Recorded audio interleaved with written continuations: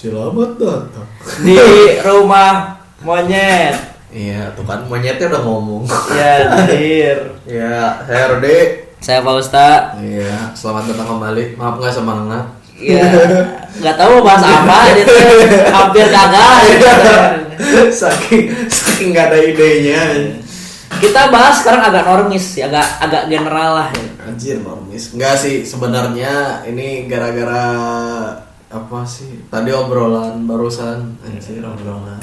Tercetuslah ide. Iya, tercetuslah ide. Mari kita ngomongin soal apa? Soal sesuatu yang sedikit apa yang kita semua punya. Kita semua punya apa tuh?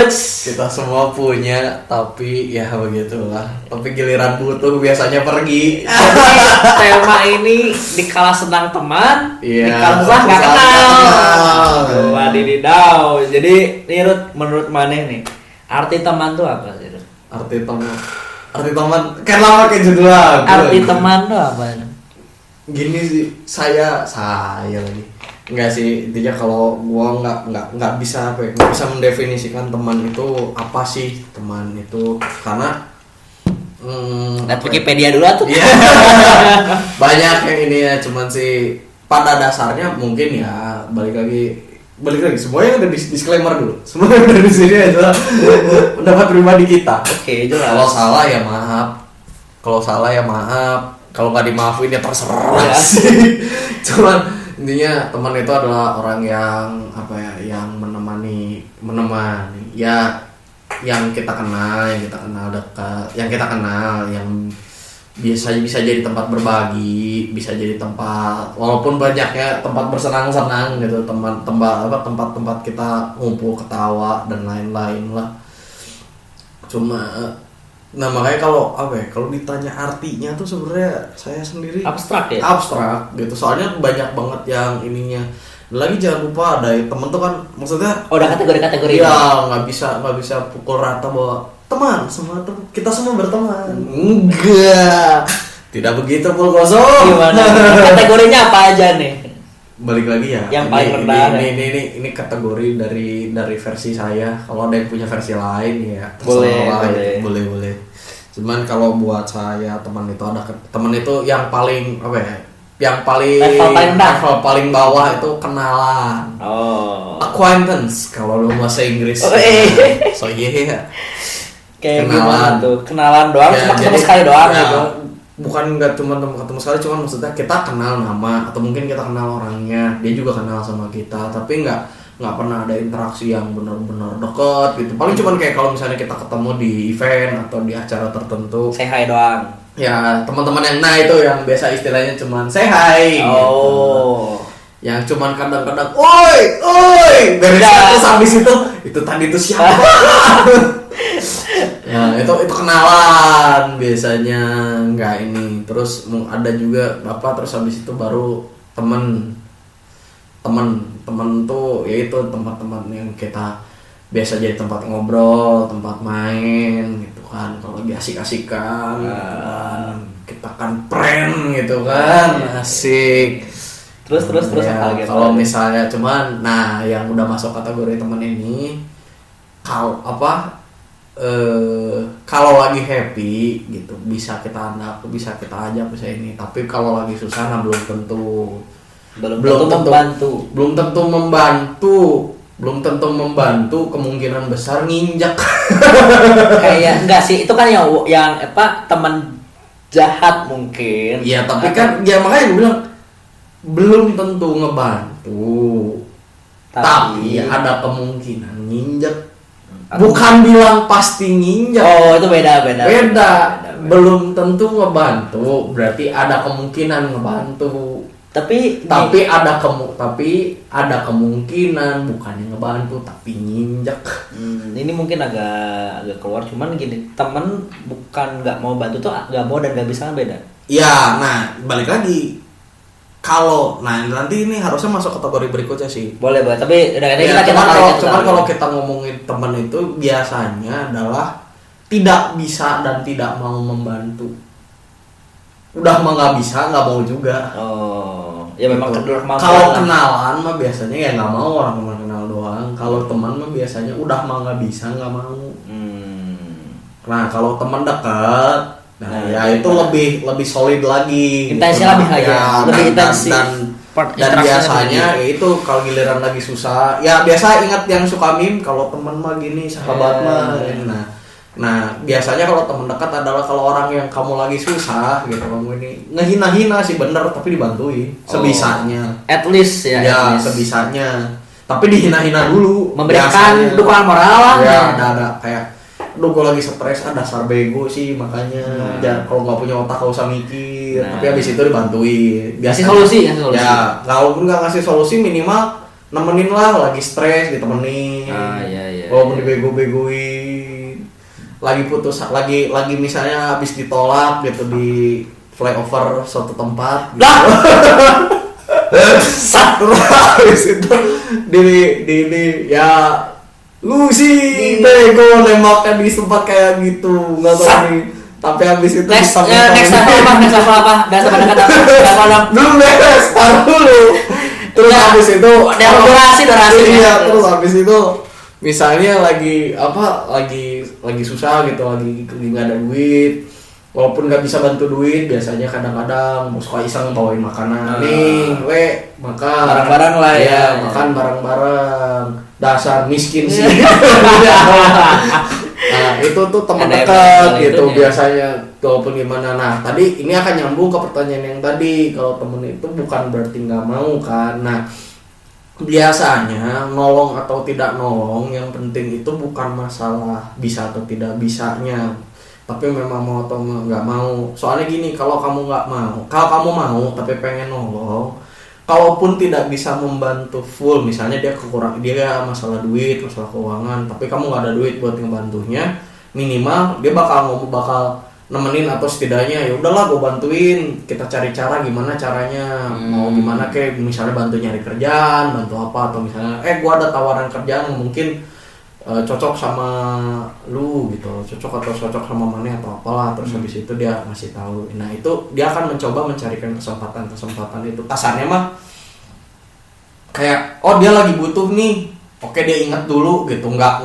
Nah kalau misalnya cuma sekedar teman, biasanya suka pikiran cuman ya kan gue cuman temen, nggak usah inilah, yang penting udah ikut dia langsung kawa aja deh, udah ikut ya kasihan gitu. Tapi ya itu nggak, dia nggak nolong ya sih, tapi nggak nolong, nggak ini juga, tapi juga nggak nginjak. Tapi ada juga yang lebih parah ya tadi, udah nggak bisa nolong, nggak mau nolong, begitu lihat ini, wah asik nih. Malah menjerumuskan lagi gitu ya. Kayak misalnya gitu tiap hari hangout gitu kan, ke event yuk kita bareng, foto session atau apa, terus giliran orangnya kena masalah, aduh saya mah gak kenal, kalau nyari dia jangan ke saya gitu. Dia bukan teman saya. Nah misalnya kurang lagi ya. Misalnya kayak gitu, nah itu teman yang itu biasanya harusnya kategorinya tuh masih teman, dan jadi ada kemungkinan terjadi hal-hal seperti itu. Sedekat apapun kalian baru bisa tahu mana teman baik, mana teman gitu, atau malah mana teman yang buruk bukan pada saat happy, tapi pada saat susah. Giliran kamu lagi susah baru kelihatan, ini ternyata teman, ini teman baik, ini teman-temanan, fake friend. Nah kalau yang terakhir itu ada, kalau buat saya sahabat. Kenapa sahabat dan teman baik itu beda? Kenapa? Karena lebih intim. Iya. Saya pikir ngapain? Levelnya lebih up lagi lah gitu. Mungkin dari intensi interaksinya lebih wadidaw lah. Gitu. Sebenarnya sih gini, kalau sahabat ya, balik lagi, kalau buat gua mah sahabat itu justru adalah orang yang bahkan kadang nggak ngomong gitu, kita nggak perlu ngomong, kita nggak perlu ini, dia ngerti sendiri. Dia tiba-tiba, lu lagi ada masalah ya, dia nggak pakai ngehina dulu. Tapi kalau gitu bisa aja, ya lu so tau lah kan kita jawab. Iya, tapi kan ceritanya dia tahu, bahkan pada saat misalnya kita nggak ngomong apa-apa, dia nggak ngebantu nggak apa, tapi cuma nemenin, walaupun dia nggak ini. Nah biasanya buat yang pada punya pasangan suami istri atau apa, biasanya kalau yang bagus itu istri kalian atau suami kalian itu adalah sahabat kalian, karena biasanya harusnya ngerti terutamanya para istrinya gitu biasanya pada ngerti peka dengan perubahan ya, kita gitu ya. Tapi kalau yang pacaran belum tentu juga karena biasanya yang pacaran masih suka egoisan. Gitu. Harus kejelasan pacaran ya, sih. Cuman maksudnya intinya kalau misalnya nanya sahabat yang gimana, kalau buat yang suami istri banyak yang sahabat itu ya istri kalian gitu. Terus apa namanya? Kalau rekan kerja dan partner, nah itu gimana? Kalau itu sebenarnya sub lagi. Sub dari mana? Ya, teman? Ya dari teman. Oh. Cuman balik lagi itu biasanya teman karena kondisi. Temannya cara apa ya? Kasarnya teman kondisional gitu. Maksudnya karena kita berteman, kita bersosialisasi karena kebetulan tempat kerja atau tempat sosial circle kita kebetulan berdekatan gitu. Maksudnya kasarnya bukan yang kayak misalnya kalau kamu mau main atau apa belum tentu ngajak mereka gitu. Maksudnya nggak always ngajak mereka ya. Basically kayak gini lah, kayak anak sekolahan gitu. Waktu masih sekolah kan, masih satu sekolah tuh, ngerti. Tapi begitu lulus, begitu terpecah, masing-masing punya ininya lagi. Kadang bisa tetap ketemu, kadang enggak, seringnya enggak. Iya sih karena misah kan. Sama kayak rekan atau partner gitu. Nah kalau rekan itu biasanya teman-teman kerja biasa lah yang kita memang ada interaksi dan kebetulan kadang-kadang suka ada kerja bareng gitu. Berarti kalau rekan itu membantu kalau masalah kerjaan. Iya ada urusan ini. Nah kalau partner itu ya biasanya ya itu yang memang kayak anggota tim inti yang sering dekat banget sama kita di kantor. Kerjaan di mana itu kantor kedua aja, satu job lah ya gitu, satu job desk benar-benar gitu. Tapi memang buat gue pribadi kalau untuk rekan sama partner memang apa ya, lebih cocoknya lebih untuk kerjaan untuk gitu, hal profesional ya, untuk profesional bukan jatuhnya bukan buat sosialisasi umum. Iya saat kehidupan hari-hari ya. Tapi bisa jadi udah kalian jadi rekan, kalian juga berteman, berkembang menjadi teman lah ya. Tapi pasti dasarnya terutama kalau kayak ya di kantor atau di ini ujung-ujung awalnya pasti berteman. Jadi rekan dulu, rekan kerjasama, rekan dan lain-lain. Iya. Maksudnya nggak akan mendadak kita friend, ya nggak gitu juga. Jadi udah kenal belum tentu teman lah. Gitu. Balik lagi kan kayak awal kita bilang tadi kan ada kenalan dulu gitu. Soalnya kan banyak juga yang gimana ya? Kalau kita mau kategoriin semua orang sebagai teman nggak bisa juga gitu. Karena ada yang bahkan kadang kita lupa anjir ini siapa gitu. Kita ingat muka gitu, sering ketemu, sering ngobrol gitu kan. Tapi lupa. Tapi kita nggak tahu nama itu siapa. Kita gitu. siapa tahu aja emang orangnya gitu lupa. Atau kebetulan kita cuma tahu nama wibunya gitu misalnya. Oh di misalnya ya, nama Facebooknya gitu. Nah itu kan biasanya namanya suka ada yang aneh-aneh lah. Iya sih. Nah kalau status teman nih, kita mengklaim teman itu butuh pengakuan dua belah pihak nggak sih sebenarnya? Kalau buat atau apapun. Gak tau sih, kalau gue pribadi sih bilang itu sih gimana ya? Klaimnya selama tidak dibantah. Tidak dibantah. Misalnya gimana? Gini, kita ambil contoh misalnya saya sama Fausta deh. Andai kata kita tidak ada di tempat ini gitu. Yeah. Terus ada orang nanya ke Fausta misalnya, "Tak, Rudy itu teman bukan?" Terus Fausta ngomong, "Iya betul teman." Nah, terus kebetulan orang itu juga terus orang itu ngomong, orang itu juga nambahin, "Tapi saya nanya Rudy, tapi gua nanya Rudy, katanya lu bukan temennya." Wadididaw. Terus habis itu Fausta telepon atau WA konfirmasi, "Rud, lu ngomong saya bukan teman katanya, emang siapa lu?" gitu. Aduh. Nah, berarti di situ di titik itu jelas bahwa saya tidak menganggap Fausta sebagai teman.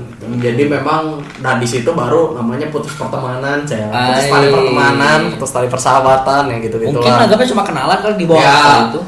Pokoknya intinya pada saat itu setelah ada konfirmasi dari kedua belah pihak baru nggak ada. Tapi pada selama tidak ada misalnya dia nggak tahu saya misalnya Fausta nggak tahu gue ngomong bahwa Fausta tuh bukan teman, dan saya juga nggak tahu Fausta itu nganggap saya teman atau gimana lah. Pokoknya sih selama itu buat Fausta saya temannya, buat saya Fausta bukan teman saya. Selama tidak ada konfirmasi dulu. Ya, tapi begitu misalnya sudah ada konfirmasi, baru oke, gitu loh. Oke, ini teman saya, ini bukan. Tapi selama belum ya misalnya Fausta ngaku Rudy mah teman saya nggak mas, it's no problem karena memang kita nggak pernah tahu bahwa ini, cuman memang apa ya buat jeleknya adalah buat orang kalau misalnya kita kebetulan punya stigma kita dianggap berteman dengan orang yang kurang baik, ya jatuhnya. Iya, jadi sebenarnya gitu, ada kontradiksi yang kita dari dulu dapat ya masa kecil.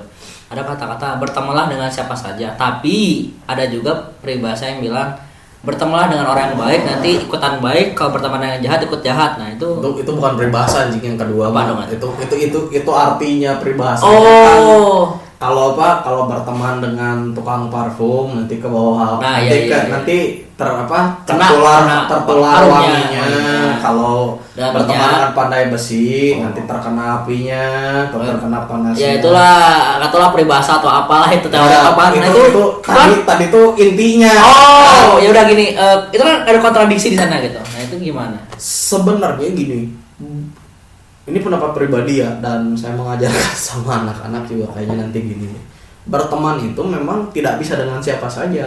Kenalan bisa dengan siapa saja. Berteman mah beda cerita. Balik lagi ke level tadi. Ya, karena kalau kita kenal jelas kita harus kenal sebanyak mungkin manusia, sebanyak mungkin orang. Untuk relasi ya, buat relasi. Karena balik lagi nanti bisa hubungannya ke jadi rekan, bisa hubungan jadi partner. Tapi untuk berteman sendiri, apalagi berteman dekat, jelas kita harus pilih-pilih. Kenapa? Tadi kan udah diomongin temen itu kita baru bisa lihat siapa yang bisa jadi teman dekat, siapa yang bisa jadi sahabat pada saat kita lagi kesulitan, gitu. Pada saat kita lagi susah, kita lagi nggak ada duit, kita lagi belangsak, gitu. Baru kita bisa tahu siapa teman dekat, siapa yang cuma kenal apa, bahkan siapa yang tidak menganggap kita sama sekali, atau cuma menganggap buat manfaatin kita doang. Kenapa harus berteman pilih-pilih? Jelas supaya nggak sakit hati. Kebayang nggak gini deh? Nggak sakit hati gimana? Kebayang gini nggak? Let's say misalnya kita anggap Fausta ini miliuner. Wih, amin. Ya miliuner. Terus ternyata suatu saat Fausta dituduh korupsi, dituduh ya. Oleh teman-temannya. Enggak dituduh misalnya sama KPK. Fausta terduga korupsi, terduga loh, garis bawah terduga aja. Masih diduga anjir. Masih diduga. Buat beberapa orang karena tahu Fausta diduga korupsi, antara lain dengan intinya nama Fausta jadi buruk. Buat yang bukan teman yang memanfaatkan. Buat yang bukan teman gitu ujung-ujungnya cuman aduh, tak, sorry turut berduka, bla bla bla. Aduh, kamu sial banget gini. Kita doain lah semoga cepat beres. Itu cuma buat teman, tapi dia nggak akan bantu. Iya, karena entah nggak percaya entah apa, cuman nggak akan bantu. Nah, yang paling fatal adalah pada saat begitu tahu Fausta itu terduga, mereka nganggap Fausta itu sudah sama dengan Fausta korupsi, terus habis itu semua kejelekan Fausta yang mereka ketahui diomongin ke orang. Si Fausta mah begini, si Fausta mah begitu. Itu karena mungkin gini ya, ada dasar dulunya nggak suka juga sama dia. Bisa jadi, tapi balik lagi kita kan awalnya nganggap itu teman. Fatalnya kan di situ. Pada saat kita udah nganggap itu teman, pada saat kita sial, kita membutuhkan dukungan mereka. Minimal ya dukungan moral, minimal mereka percaya bahwa kita tidak bersalah. Di saat itu pula ternyata orang-orang itu malah ninggalin, malah pura-pura nggak kenal, marah, ikut-ikut ngejerumusin. Kasarnya gimana ya? Kita udah jatuh nih. Kita mau berdiri, kakinya ditengkar, gitu kan. Nah itu makanya balik lagi, kenapa harus berteman itu pilih-pilih? Jelas kalau kita berteman dengan orang yang salah dan kebetulan kita terjebak dalam situasi yang tidak mengenakan dan kita mendapat perlakuan seperti itu, ada kemungkinan besar kita kena trauma dan ujung-ujungnya malah kita nggak percaya sama orang. Bisa jadi ternyata ada orang-orang yang memang care sama kita, memang peduli sama kita, pada akhirnya jadi gak kita percaya ya karena kasusnya kayak gini. Ujung-ujungnya saya nggak mau terlalu berdasarkan pengalaman buruk kita lah ya, misalnya ya kan kalau misalnya kayak Fausta ditolak gitu sama di ini padahal udah capek-capek ya, berkorban segala macam gitu kan. Kan bisa jadi dia trauma sama namanya perempuan, siapa tahu gitu kan, atau bukan trauma sama perempuan, siapa tahu trauma ditolak mungkin trauma gitu, saya tidak ada orang yang menyukai saya gitu, habis itu nggak percaya lagi namanya cinta, misal ya itu. Tapi kasus dia ditolak itu benar. Kalau buka kartu, oke, gini Ruth. Tadi udah jelasin yang sebelumnya itu antara kontradiksi, tapi gini, boleh nggak sih kita berteman dengan orang yang dipandang buruk oleh masyarakat? Boleh. Kenapa enggak? Tapi kan ada resiko-resiko mungkin. Sekarang gini, kita ngomongin yang peribahasa tadi ya. Ya. Kalau berteman dengan pandai besi, tukang parfum dulu. Oh ya boleh. Kita kecipratan wanginya. Ya. Cuman kecipratan harumnya kan? Iya cuma kecipratan sih sebenarnya. Ya cuman kecipratan kan? Enggak traful lah sebenarnya. Ya enggak, intinya enggak kita dapat duit dari parfumnya. Kita enggak tahu bisnis parfumnya gimana, cuman kecipratan wanginya doang. Iya sih, nempel-nempel doang. Iya, gitu. Nempel-nempel doang gitu. Sebenarnya balik kalau misalnya kita lihat dari situ ya kita berteman dengan orang baik. Ya. Berteman dengan orang baik pun kita cuman terkena harumnya doang, cuman terkena bahwa dia berdekatan sama orang baik nih. Udah pasti dia udah kemungkinan besar dia baik juga. Kita dapat stigma itu, dapat cap oleh masyarakat di masyarakat bahwa kita kemungkinan besar baik. Kalau kita ngomongin pandai besi, kalau misalnya kita dekat-dekat pandai besi nanti kita kena percikan apinya. Itu sama juga kita dapat cap bahwa kita berdekatan dengan orang-orang yang dianggap kurang baik, kita sama dianggap kita sama dengan dia. Tapi kalau kita lihat, kita pakai sudut pandang peribahasa tadi ya, kalau kita dekat dengan pandai besi, kita juga bisa belajar banyak dari si pandai besi itu. Iya. Karena kadang-kadang orang-orang yang orang-orang yang dicap tidak baik itu ilmu hidupnya ya, ceritanya pandangan mereka soal kehidupan biasanya justru bisa lebih mendalam daripada orang-orang yang cuma tahu apa yang indah-indah gitu biasanya. Kita bisa belajar itu. Bisa. Tapi apa nih? Ada tapinya, dengan prasyarat adalah kita bisa bertahan nggak ke bawah arus. Dia kembali ke kontrol masing-masing ya. Kontrol diri kita sendiri gitu. Soalnya gimana ya? Kayak gini deh, kita kumpul sama tukang mabok, misalnya kita gaul sama orang-orang yang senang mabok, yang alkoholik. Bisa nggak kita nggak ketularan doyan mabok juga? Bisa menahan tawaran mereka. Bisa nggak kita nahan tawaran itu? Kita gaul sama perokok, bisa nggak kita nahan supaya nggak ikut ngerokok? Bukan berarti tidak boleh. Bukan berarti tidak boleh bergaul, tapi balik lagi pada kenyataannya adalah bisa nggak kita menahan supaya tidak terseret arus yang dianggap itu jelek gitu oleh masyarakat. Tapi kalau misalnya nanya boleh atau tidak, boleh. Bermanfaat atau tidak, ada manfaatnya. Cuman siap tidak dengan cap yang diterima. Siap tidak kita mempertahankan prinsip. Itu nggak semata-mata soalnya mendadak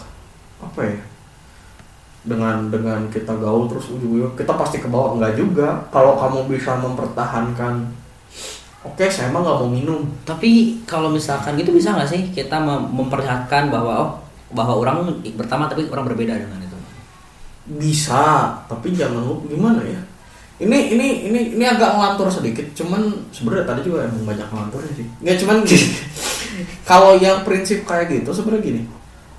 Setidaknya untuk prinsip gue pribadi adalah bukan prinsip pemahaman pribadi gini. Kalau pada saat orang mau tahu atau mau ngerti, kita pasti ngejelasin apapun bakal diterima.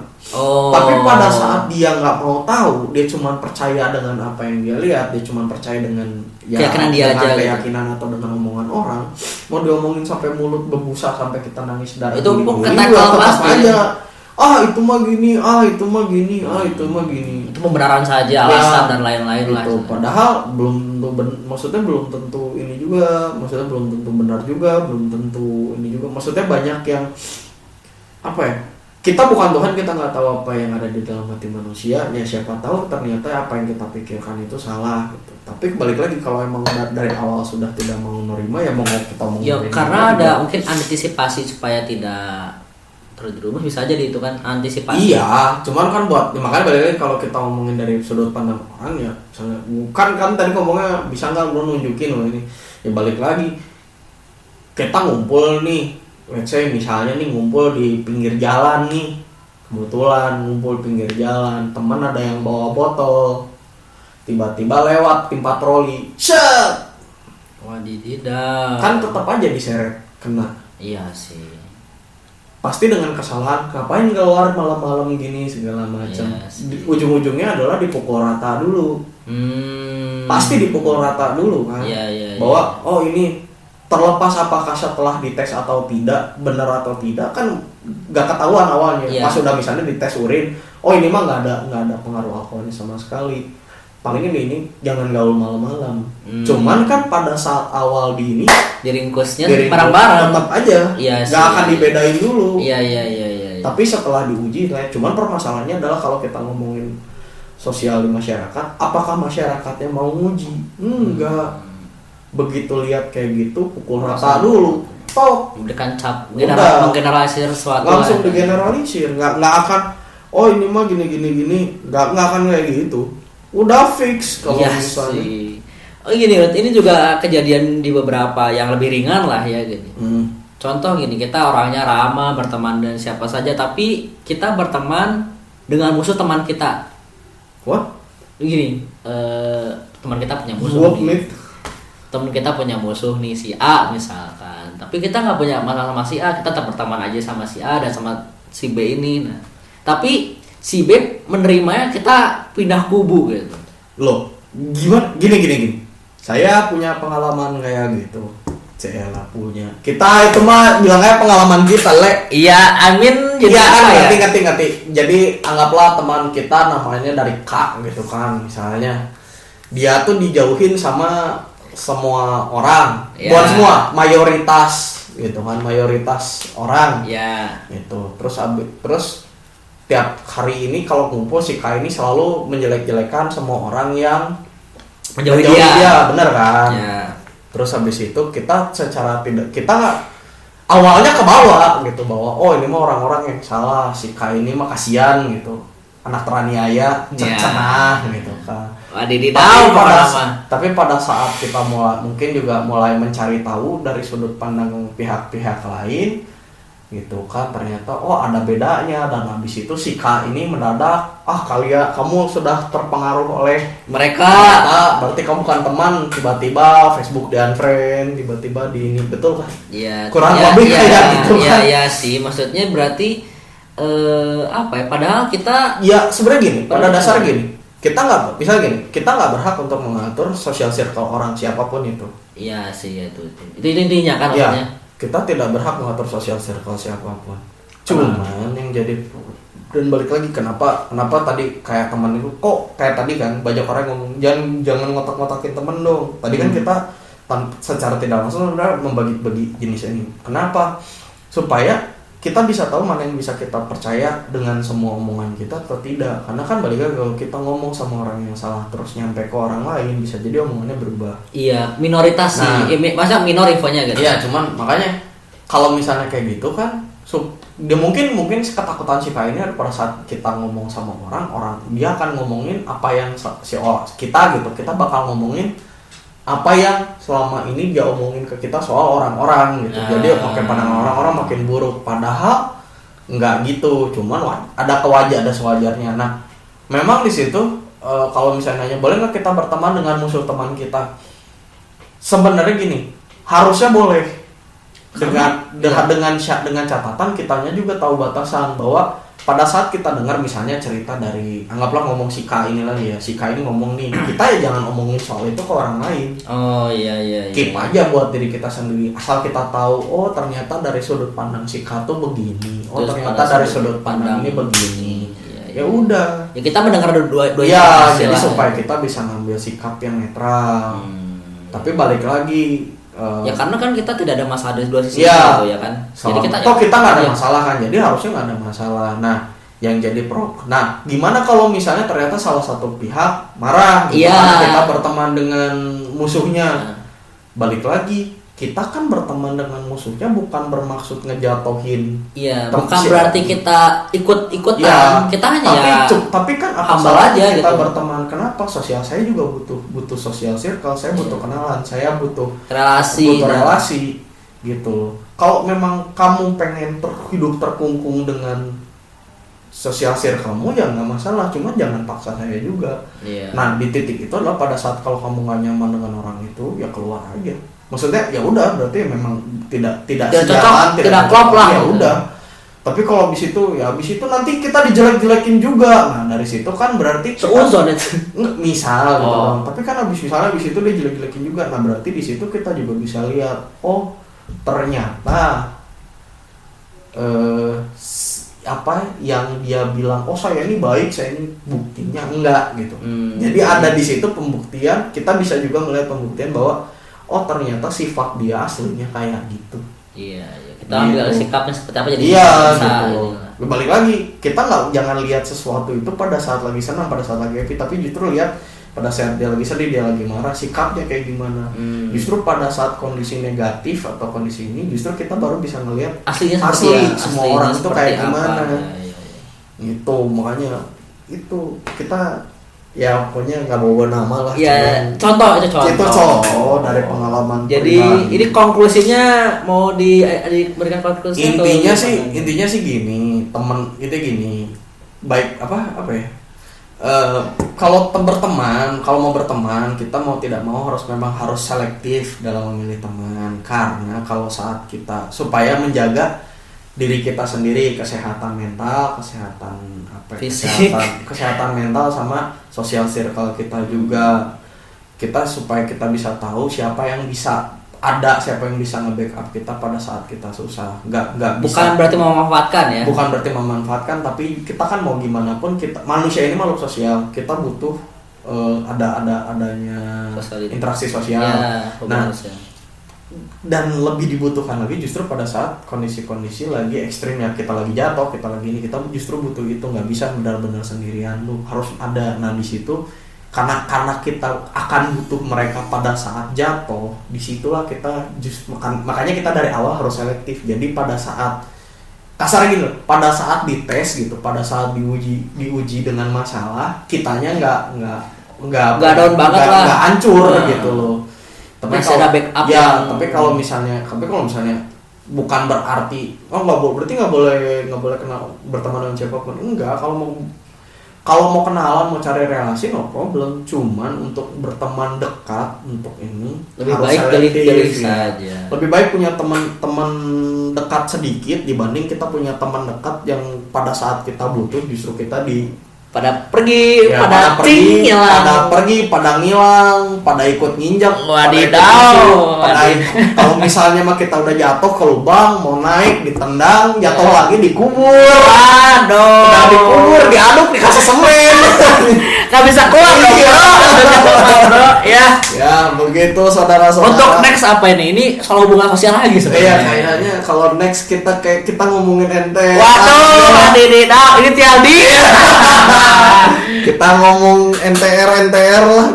Boleh ya. Ya, kalau buat yang pengen atau yang mau ini kita kasih tips and trick. Enggak.